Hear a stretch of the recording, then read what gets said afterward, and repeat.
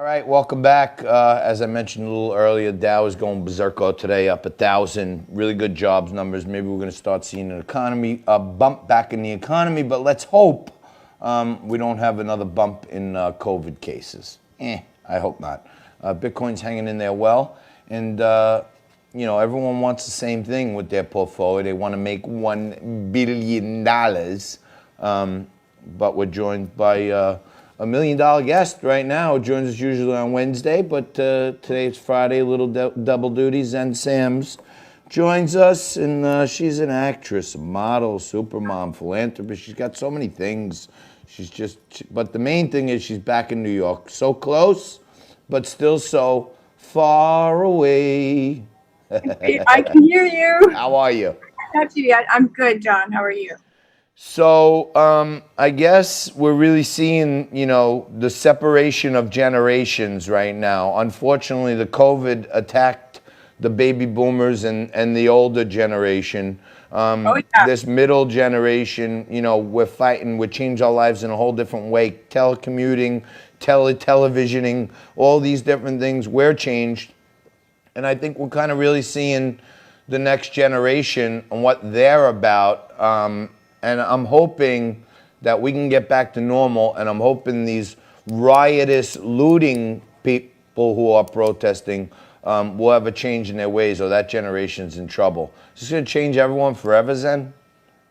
Look, this pandemic reemphasizes the ways in which global tragedy can draw clear markers between one generation and the next, right? And an individual's age is probably one of the most common predictors of differences in attitudes and behaviors.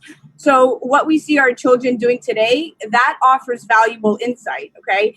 When we say generation, we generally refer to groups of people born within 15 to 25 years, okay? Coincidentally, now with this global pandemic, it appears that generations are also marked by historic events. So, for instance, the greatest generation, those born between 1928, identify with the Great Depression. The silent generation, born between 1929 and 1945, they grew up during wars and economic depression. The baby boomers were born between 1946 and 1965. It was, so-called for the post-World War II population spike. Generation X, born between 1965 and 1980. And now I'm getting close. Saw the impeachment of Nixon, Roe versus Wade, the growing environmental impact of capitalism. And the millennials born after 1980, they grew up with, Reaganomics, 9/11, and the 2008 financial crisis. So now we have the Gen Z.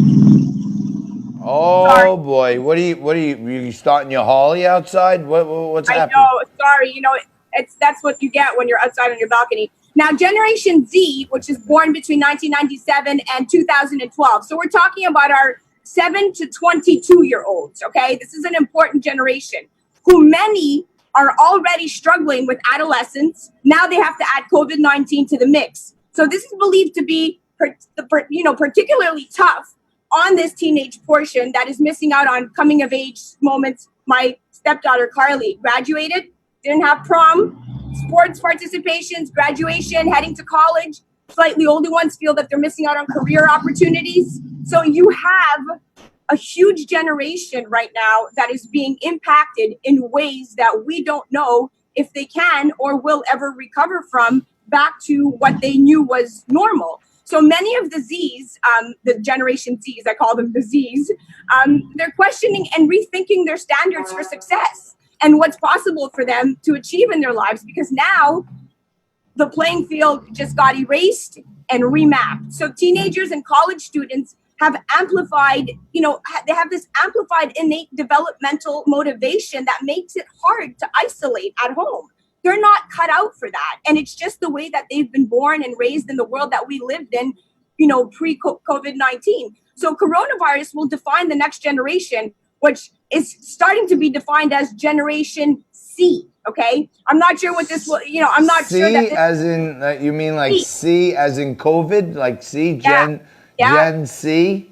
C. And Generation how old are those Gen Cs? Like 15 to 20? it's the children being born into this right now. So I'm not sure what this will be. I'm not sure that this will be the only event that separates the Gen Zs from the generation that comes after them, which we're talking about Gen C. But it's such a profound and important event that it will definitely be by far the top event related to Gen Z. So the silent generation, the grandparents of millennials who are in their 70s and 80s were born and came of an age during the Great Depression, just as the next generation will be born and raised in the shadow of the coronavirus pandemic.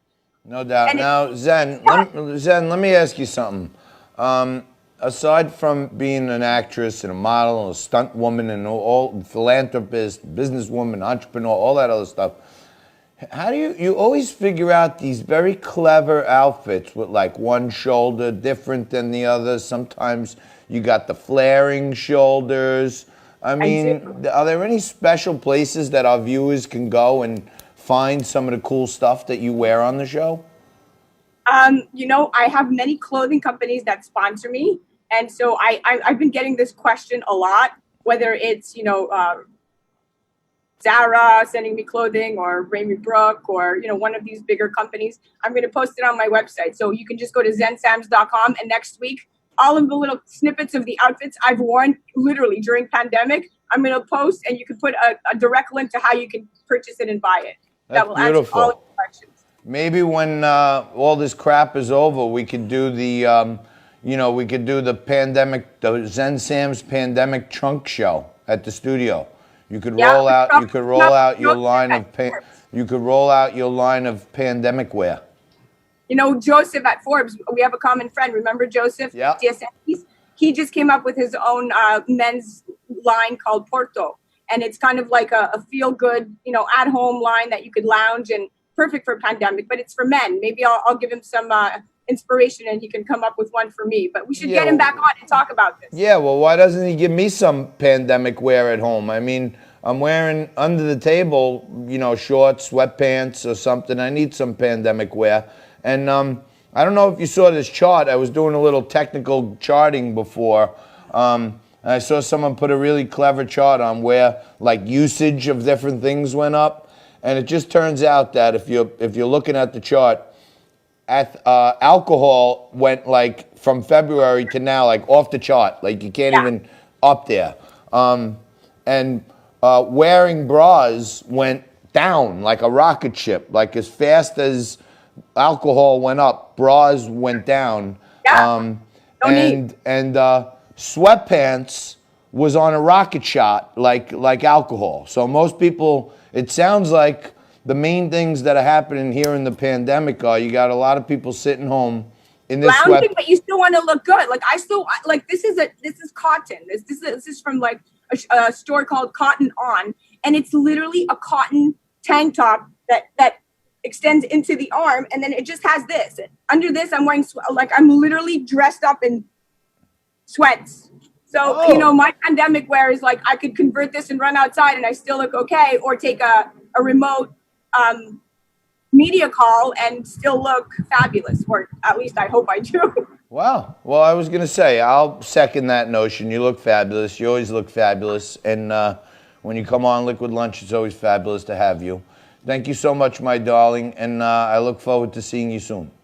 Thank you, John. I will see you soon. That's Zen Have a great Sam's. day. She's a great contributor of ours, great friend of the show.